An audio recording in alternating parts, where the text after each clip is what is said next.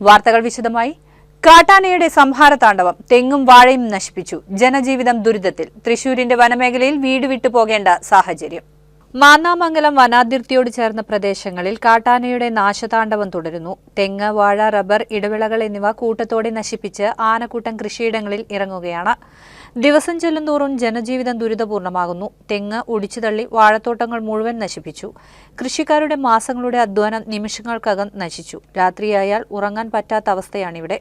കുട്ടികളും സ്ത്രീകളും ഭീതിയിലാണ്. തോട്ടത്തിൽ ജോലിക്ക് പോകാൻ കർഷകർ ഭയക്കുന്നു. രാത്രി മുഴുവൻ വിളക്കും പടക്കവുമായി ഇരിക്കണം.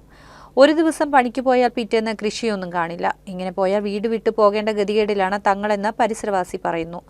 സർക്കാരും വനംവകുപ്പും വെറും ഉറപ്പുകൾ മാത്രം തരുന്നു എന്നും പരാതിയുണ്ട്. ദുരിത ജീവിതത്തിന് അറുതി വരുമോ എന്ന ചോദ്യവും ഉയരുകയാണ്.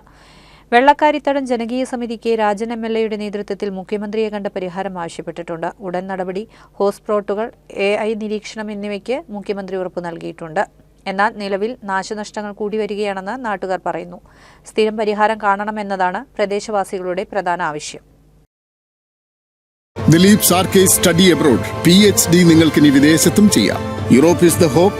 ദിലീപ് സാർക്കേസ് ഈസ് ദ പാത്ത്. ദിലീപ് സാർക്കേസ് സ്റ്റഡി അബ്രോഡ്.